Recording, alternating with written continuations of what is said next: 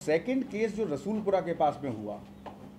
ये प्योरली जो एक रोड रेज होता है, ड्रंकन लोगों में रोड के ऊपर जो लड़ाई हो जाती है छोटे मोटे तकरार पे, उस किस्म का केस है। इसमें ये सभी एक्यूज जो थे, इसमें सभी जो एक्यूज थे, ये इसमें मेन मुनीर हैं और उमर है और भी कई लोग हैं। वो कृष्णा के घर पे एक दसरवाद कृष्णा है, ये कृष्णा के घर पे ये बैठ के सब लोग अपना पार्टी कर रहे थे, शायद लिकर कंजम्पशन भी कर रहे थे और वो शायद उस वक्त भी लिकर के इन्फ्लुएंस में थे। वहाँ पे रोड में खड़े होते वक्त में ये जो विक्टिम है इस केस में, जो जिसको इंजरी हुई है, प्रदीप, ये और उसके कुछ दोस्त तनजोस्त राघवेंद्र एलियास सोनू से मिलने के लिए उसके घर जा रहे थे। तो रास्ते में जाते जाते कि चेक करेंगे कि वो घर पे है या नहीं है, उन्होंने उसको कॉल किया तो उसने फ़ोन लिफ्ट नहीं किया, तो जाके देखेंगे। जब ये फ़ोन कर रहे थे तो यही 4-5 लोग आके रोड पे आके थोड़े से ड्रंकन स्टेट में इन लोगों से झगड़ा करने का कोशिश की है कि यहाँ पे क्यों खड़ा है, क्यों, कौन हो तुम लोग, यहाँ क्यों खड़े हो, या हमारे एरिया में क्यों खड़े हो, उस तरीके की कुछ बात हुई। तो उन लोगों ने बताया कि हम अपने मित्र से मिलने आए हैं। उसके बाद में बाकी के कुछ लोग उसको खींच के लेके गए। लौटते वक्त में, सिर्फ 200 मीटर जाने के बाद में, लौटते वक्त में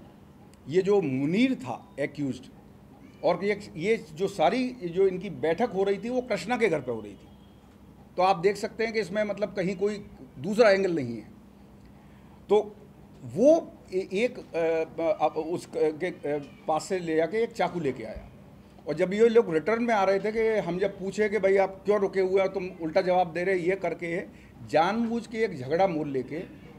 और जो प्रदीप था उसको 3 बार स्टेप किया मुनीर ने। उसमें जो मेन लोग हैं, टोटल तो ये 7 लोग हैं जैसा आप देख रहे हैं, लेकिन जो मेन जो अहम रोल है इसमें वो ख्वाजा बहाउद्दीन हमीदी एलियास मुनीर, और A2 हैं इसमें मोहम्मद उमर, और A3 है डी कृष्णा।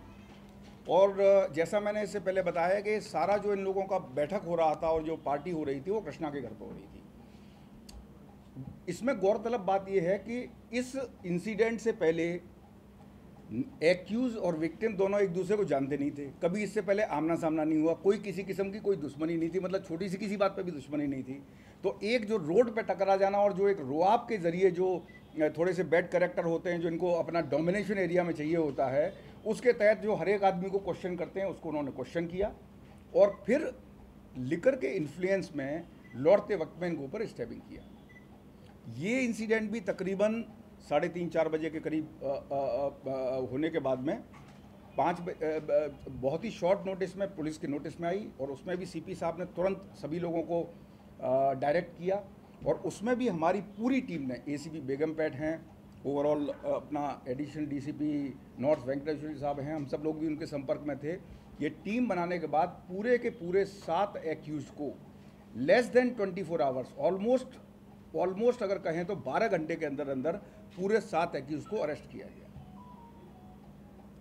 तो ये दोनों जो इंसिडेंट हुई हैं उनमें आप बहुत अच्छी तरह से समझ सकते हैं कि ये एक आइसोलेटेड इंसिडेंट है। अगर कोई बैड कैरेक्टर, या तो जिसको गांजे की लत हो, या वो लिकर के इन्फ्लुएंस में हो, या जिसकी मोटरसाइकिल चुराने की आदत हो, या जिसको रोड में चलते हर आदमी को क्वेश्चन करने की आदत हो, तो वो तो किसी से भी झगड़ा मोल लेगा। वो झगड़ा मोल कर लेते वक्त में उस आदमी का नाम, मोहल्ला या उसका दूसरे डिटेल्स नहीं पूछता है। अगर तो ये दोनों इंसिडेंट में आप देख सकते हैं कि इसमें बाकी कोई एंगल इन्वॉल्व नहीं था। ये जो बैड कैरेक्टर्स हैं, इन्होंने एक एक्साइटेड स्टेट में, एक इन्फ्लुएंस इंटॉक्सिकेटेड स्टेट में आके बगैर वजह के जो विक्टिम हैं उनसे झगड़ा मोल लिया, और झगड़ा मोल लेने के बाद में जो उनके पास नाइफ था उनसे स्टेप किया। और इस किस्म की जो